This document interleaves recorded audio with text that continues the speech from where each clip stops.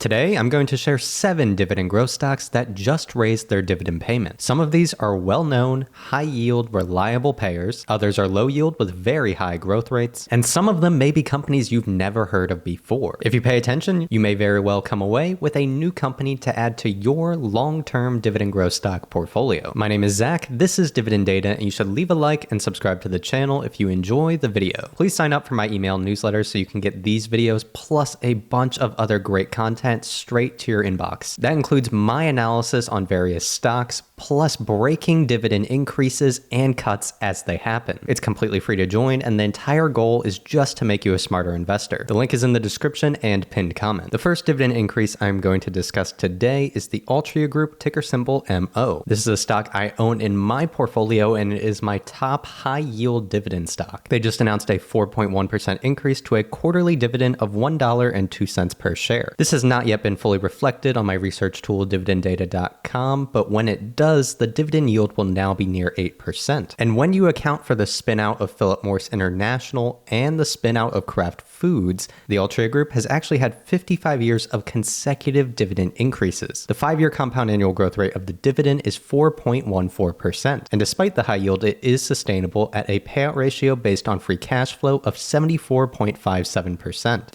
And when you look at the payout ratio based on free cash flow, which is the real measure of cash coming into the business, it has been sustainable for many, many years in a row. And after years of writing down their bad investment into Juul, the net income per share is finally showing sustainable levels as well. On top of dividends, the company has been buying back shares at an increased rate. And in my personal long-term dividend growth stock portfolio, the Altria Group is one of the best stocks I own. The price has gone up significantly in 2024, and I now have a 39.85% total return. This is with a 10.58% dividend yield on my initial cost basis. The second stock I'm going to share today is Badger Meter, ticker symbol BMI. Now, this is a new company I had just learned about recently, and that's because they announced a 25.9% dividend increase, raising their quarterly dividend to 34 cents per share. And when I clicked into the financials, I noticed extreme growth of earnings per share, driving up massive stock price appreciation over the past 5 years. This is a company with a 0.67% dividend yield and a payout ratio around 30%. It's a quarterly dividend payer and has a history of high growth. The 5-year compound annual growth rate of the dividend is 17.78%. The balance sheet is strong with a growing cash position and deeply negative net debt. This may be an interesting one worth looking into. Next, I'm going to share another interesting one. Coca-Cola Consolidated, ticker symbol Coke, C-O-K-E. They just announced a $2.50 per share quarterly dividend, which is a 400% increase. Now you may be saying, Zach, this is not Coca-Cola. What kind of company is this? Well, this is actually the Coca-Cola bottling company, whereas Coca-Cola stock,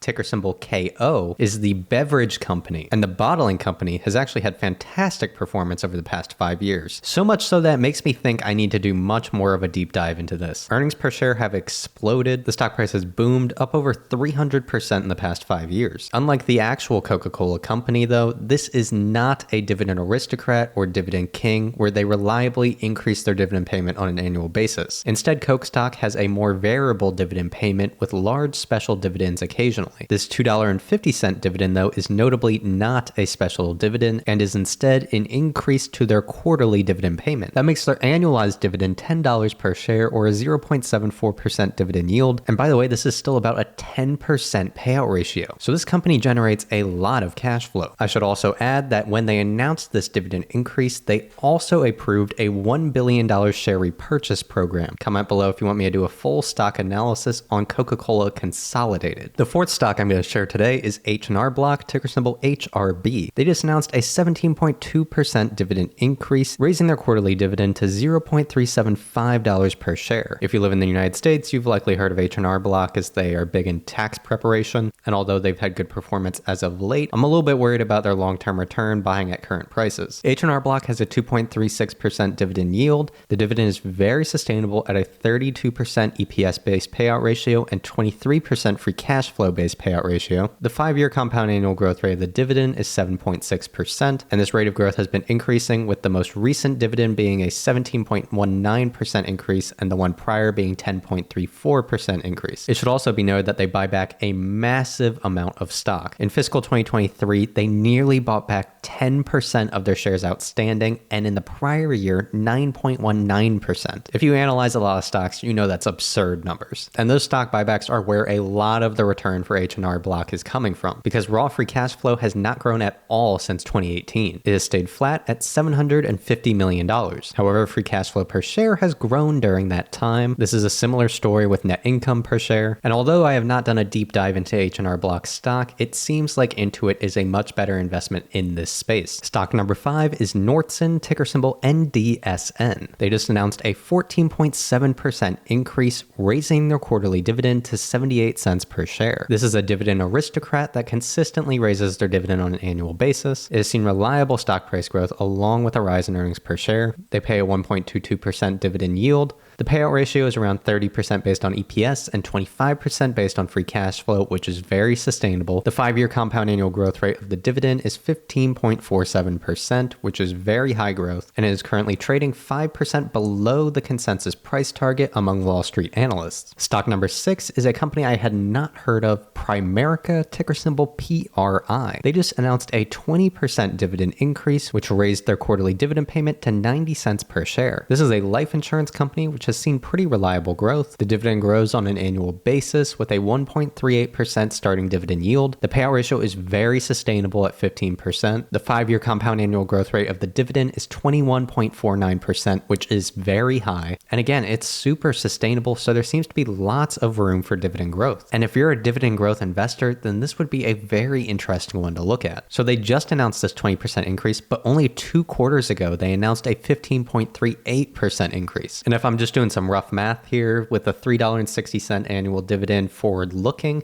that would still only be about a 25 or 30% payout ratio. And that's assuming they don't continue growing their free cash flow. Finally, stock number 7 is Illinois Tool Works, ticker symbol ITW. At the beginning of the month, they announced a 7.1% dividend increase, bringing the quarterly dividend payment to $1.50 per share. This is a dividend aristocrat which has seen over 25 years of consecutive dividend increases. The company reliably grows at a slow rate. The current dividend yield is 2.44%, and they have about a 50% payout ratio. The 5-year compound annual growth rate of the dividend is 6.99%, and it will likely stay in that range moving forward. They also reliably buy back shares. According to Wall Street analysts, the consensus price target is $229 per share, which is 6.72% below the current price. They also primarily have a sell or hold rating on the company. And again, if you want to stay up to date on dividend growth investing news, then I suggest you join our free email newsletter. You can also use our free dividend news tool, which is constantly updating, and you can filter by increases, decreases, and special dividends. And if you want to use the stock analysis tool I showed throughout the video, then you can get that breaking dividend news plus a bunch of other features, and even have it filtered just by your watch list and portfolio. The links to all of this is in the video description and pinned comment. Thanks for watching.